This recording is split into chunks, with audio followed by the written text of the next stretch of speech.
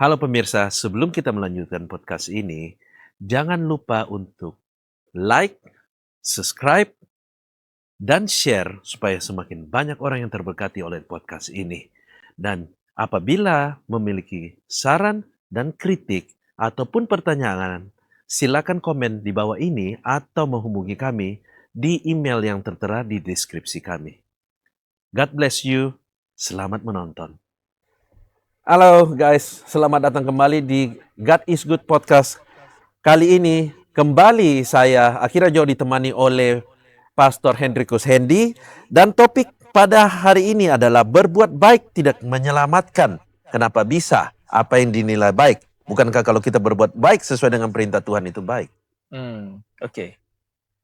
Beberapa tahun yang lalu, ya kira-kira 10-20 tahun yang lalu lah, saya pernah dapat satu traktat yang ditulis oleh seorang hamba Tuhan dari Tiongkok. Tulisan itu judulnya Orang Baik Masuk Neraka, Orang Jahat Masuk Surga. Hah? Wah, saya penasaran baca itu. Dan setelah saya ngulik, saya jadi paham. Memang kita diselamatkan bukan karena perbuatan baik. Nah, kita coba baca ya, saya bacakan satu ayat ya. Dalam 2 Timotius 1 ayat 9 dan 10.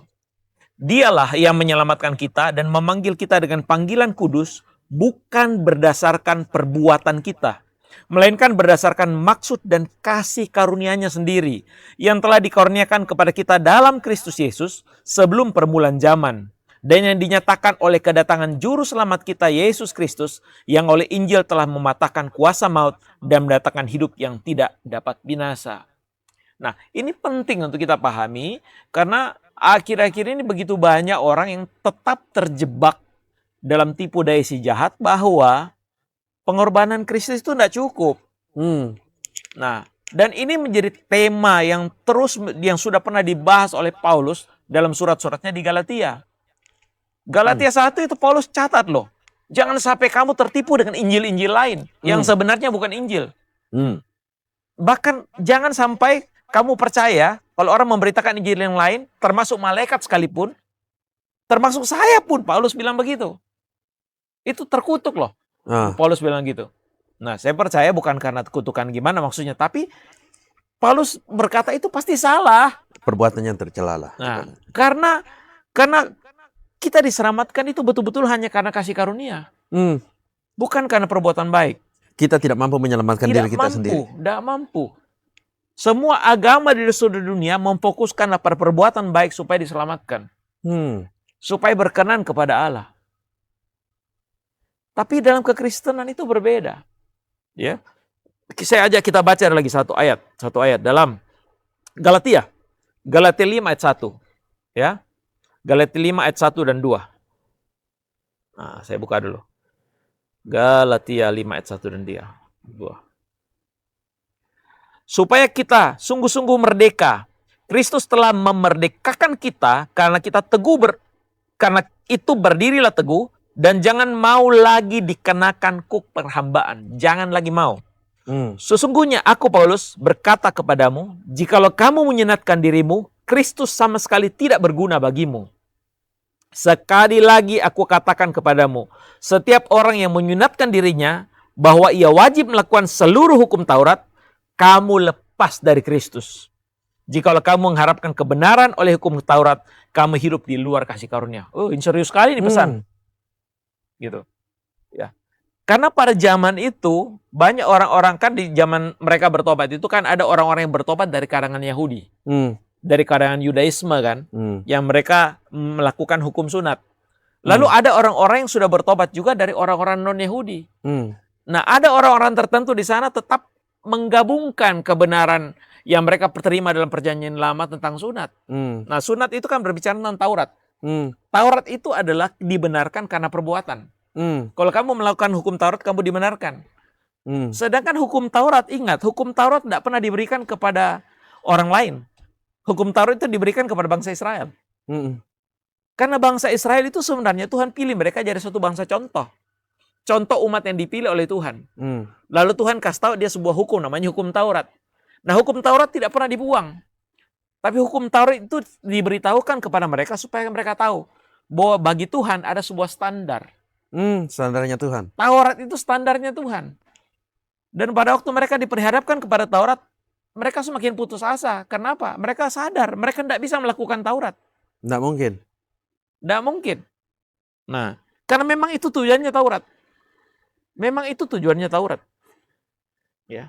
Ayo kita baca ayat lain lagi. Coba, Roma 3 ayat 20. Roma 3 ayat 20.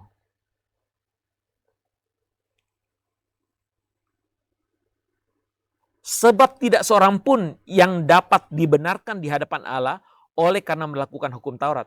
Karena justru oleh hukum Tauratlah orang mengenal dosa. Nah, karena waktu mereka tahu Taurat, baru mereka tahu, oh itu tidak boleh toh. Oh berzina tidak boleh toh.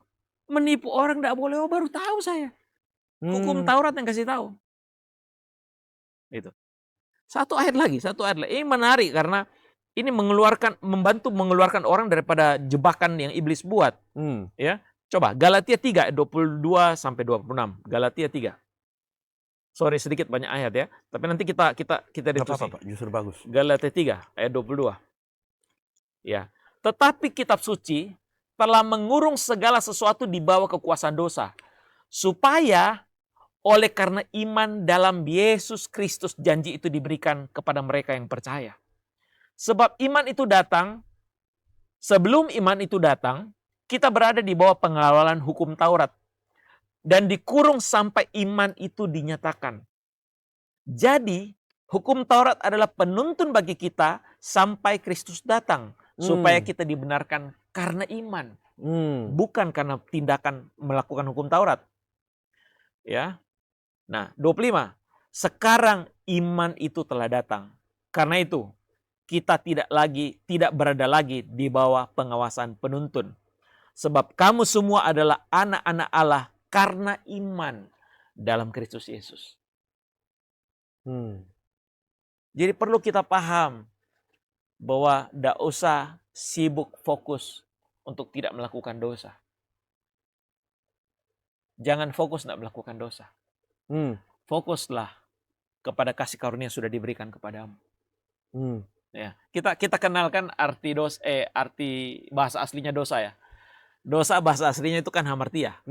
Hamartia itu meleset dari sasaran. Nah, itu gambaran istilah yang dipakai. Nah, sasaran apa sih? Nah, sasaran manusia itu pada waktu diciptakan oleh Tuhan, manusia itu adalah makhluk yang harusnya terhubung. Betul, identitasnya kita itu manusia yang terhubung dengan Tuhan segambar dan serupa. Nah, terhubung. Ya, seperti peralatan elektronik, kalau tidak terhubung dengan listrik, dia tidak bisa berfungsi. Betul. Manusia juga begitu. Manusia diciptakan oleh Tuhan untuk terhubung. Terkonek. Tepat pada sasaran. Waktu dosa datang, manusia jatuh dalam dosa itu hamartia dicabut. Putus hubungan. Sehingga saat itulah lahir buah dosa. Jadi mencuri itu bukan dosa. Berzina itu bukan dosa. Menipu bukan dosa, itu buah dosa. Karena putus hubungan dengan Tuhan, buah kita pahit. Karena mata air kita salah. Gitu. Tujuan kita salah. Pada waktu kita terkoneksi kembali dengan Sang Pencipta, saat itulah kita melahirkan buah-buah kebenaran. Oleh sebab itu, jangan terlalu fokus. Jangan terlalu fokus untuk perbuatan supaya kau diselamatkan. Dengar baik, kita ini sudah diselamatkan karena Kristus. Kita diselamatkan ini karena iman. Jadi sekarang kita tidak perlu fokus lagi supaya kita berkenan sama Tuhan lewat perbuatan. Tidak. Tuhan sudah menaruh perkenanannya sama kita karena iman, karena Kristus. Jadi apa yang kita harus fokus ini, Pak? Fokus sekarang adalah terkonek. Fokus untuk memulihkan koneksi kita kembali ke Tuhan. Kan setelah kita lahir baru sebenarnya kita sudah jadi manusia roh kan? Iya. Ada waktu ya, sebenarnya banyak sekali ayatnya, nanti teman-teman baca aja di Galatia. Ya. Jadi orang yang hidup oleh roh tidak akan melakukan perbuatan daging. Ya. Hidup oleh roh. Ya. Sekarang setelah kita lahir baru kan kita harus hidup roh. Bagaimana caranya itu, Pak? Kita sudah hidup roh kan? Lahir baru kan? Manusia rohani kan? Tetapi manusia rohani kita kan hidup dalam casing. Casing kita ini saking menonjolnya, misalnya contoh, Brian misalnya umur berapa? 50 tahun bertobat. Manusia rohanimu baru 1 hari. Manusia dagingmu 50 tahun. Mengubah kebiasaan untuk mentaati, terkoneksi dengan roh itu yang perlu terus kita lakukan. Karena di dalam koneksi dengan Tuhanlah kita mendapatkan kekuatan baru untuk terus melakukan kebenaran. Dalam koneksi dengan Tuhanlah kita semakin hidup berkenan sama Dia. Bagaimana caranya kita perbaiki itu koneksi? Jangan menjauhkan diri dari pertemuan-pertemuan ibadah, baik untuk dalam komunitas maupun dalam kehidupan pribadi sendiri. Karena sering kau dekat dengan Tuhan, semakin kau terbiasa dengan sifat Tuhan, itu mengalir dalam dirimu. Kau semakin cinta dengan Tuhan, kau semakin cinta dengan firman-Nya, kau semakin cinta dengan segala yang dari Tuhan. Dan itu akan mempengaruhi pola pikirmu. Merubah pola pikirnya kita. Karena kedekatan itu menciptakan kebiasaan kan. Sehingga karena kita dekat dengan Tuhan, kebiasaan baru kita akan bawa dari Tuhan kepada dunia. Sama waktu belum menikah kan punya kebiasaan sendiri. Waktu sudah menikah, kebiasaanmu kolaborasi dengan istrimu kan. Dan itu kau bawa kemana-mana. Kurang lebih. Iya kan? Tuhan juga gitu. Ya. Jadi kalau Kristus datang untuk memulihkan koneksi itu. Karena apa? Waktu kita terkoneksi, kita melahirkan produk-produk ilahi. Dialah yang memampukan kita. Ya. Karena memang Dia sudah merencanakan itu. Supaya kita hidup dalam rancangannya dan menghasilkan buah menurut kehendaknya. Gitu. Karena Dia sudah siapkan itu untuk kita. Berarti kita mesti untuk memperbaiki hubungan kita jangan jauh dari Tuhan. Iya. Kita harus terus dekat dengan Tuhan supaya caranya kita berpikir, caranya kita pokoknya kita jadi semakin mirip dengan Tuhan lah, ibaratnya begitu, Pak ya. Satu ayat ya, boleh ya? Boleh, terakhir, silakan. satu ayat. Efesus 2 ayat 8, 9, 10. Sebab karena kasih karunia kamu diselamatkan. Itu bukan hasil usahamu, tetapi pemberian Allah. Jadi berhenti berusaha ya. Dekat saja sama Tuhan. Terima saja anugerah. Anugerah itu akan memampukanmu berbuah. Ya, itu bukan hasil pekerjaanmu. Jangan ada orang yang memegahkan diri. Karena kita ini buatan Allah. Diciptakan dalam Kristus Yesus. Didaur ulang, lahir baru. Untuk melakukan pekerjaan baik yang dipersiapkan Allah sebelumnya. Jadi Dia sudah siapkan pekerjaan yang baik yang saudara dan saya akan hidupi nantinya di dalam Kristus. Ia mau supaya kita hidup di dalam. Ini tadi ayatnya Efesus 2, 8 sampai 10. Ya. Oke, saya kira itu aja sih fokus yang saya ingin nyampaikan. Yuk terhubung, terkoneksi dengan Tuhan. Karena itulah caranya engkau berbuah. Jangan merasa tertuduh lagi bahwa kalau kau gagal melakukan, misalnya contoh, kita gagal melakukan yang baik. Ya enggak apa-apa, bertobat aja. Dan jangan menghakimi dirimu bahwa kamu adalah pribadi yang gagal, kamu terbuang, kamu memang buruk. Enggak. Tuhan ngerti proses. Tuhan ngerti kita ini manusia biasa yang by proses. Perlu proses. Nah, izinkan Tuhan memprosesmu. Kau akan jadi pribadi yang makin hari makin baik. Dan makin hari makin menghidupi apa yang Tuhan rencanakan baginya. Itu aja sih. Oke, ayat terakhir. Ya, ayat terakhir. Supaya kita lebih meyakini apa yang menjadi keyakinan iman kita dalam Kristus. Roma 8 ayat 31. 31, 32, 33, 34. Oke. Nah, perhatikan ya. Sebab itu, apakah yang akan kita katakan tentang semuanya ini? Jika Allah di pihak kita, siapakah yang akan melawan kita? Ia yang tidak menyayangkan anaknya sendiri, tetapi yang menyerahkannya bagi kita, semua, bagaimanakah mungkin ia tidak mengaruniakan segala sesuatu kepada kita bersama-sama dengan Kristus, bersama-sama dengan Dia? Siapakah yang akan menggugat orang-orang pilihan Allah? Allah yang membenarkan mereka? Siapakah yang akan menghukum mereka? Kristus Yesus yang telah mati, bahkan lebih lagi yang telah bangkit, yang duduk di sebelah kanan Allah, yang malah jadi pembela kita. Siapakah yang akan dapat memisahkan kita dari kasih Kristus? Penindasan, kesesakan, atau penganiayaan, atau kelaparan, atau ketelanjangan, atau bahaya, atau pedang? Seperti ada tertulis, oleh karena engkau kami adalah bahaya maut sepanjang hari. Kami telah dianggap sebagai domba-domba sembelihan. Tetapi ayat 37, dalam semuanya itu kita lebih daripada orang-orang yang menang oleh karena Dia yang telah mengasihi kita. Gagal itu biasa. Salah itu biasa. Tapi dengar baik, firman Tuhan berkata, Tuhan tidak mendakwamu. Tuhan tidak menghukummu. Karena apa? Dia sudah menyelesaikan di atas kayu salib. Dia sudah menjadi pembelamu. Jangan kau menghukum dirimu sendiri. Orang lain mungkin menuduhmu jelek. Tapi dengar baik, Yesus tidak. Sudah baca ayatnya tadi kan? Bahkan dikatakan malah Yesus membela. Membelamu di hadapan tahta Allah. Amin. Yuk jadi pemenang. Karena Tuhan sudah menyiapkan kemenangan bagi saudara dan saya. Tuhan memberkati. Sebelum kita tutup podcast ini, mungkin Pastor Hendy pimpin kita kembali di dalam doa untuk mendoakan pemirsa. Oke, yuk kita doa. Bapa, kami bersyukur Tuhan, karena oleh kasih karunia kami diselamatkan. Kami sadar kami tidak mampu untuk memperbaiki diri kami, memperbaiki segala yang sudah rusak karena dosa, sehingga itu berimbas kepada perilaku dan gaya hidup kami. Tapi terima kasih Tuhan untuk kasih karunia. Kami berdoa ya Tuhan, biarlah kami boleh hidup dalam kasih karunia.